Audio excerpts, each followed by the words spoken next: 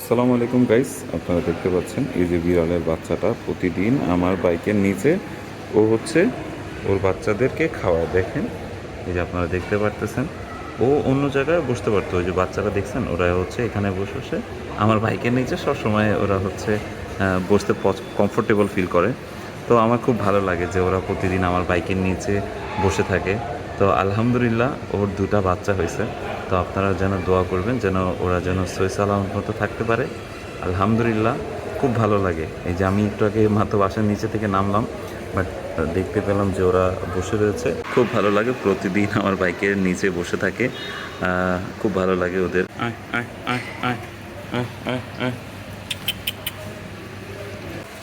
খা খা, দুধ খা, যত খুশি লাগো খা। আলহামদুলিল্লাহ।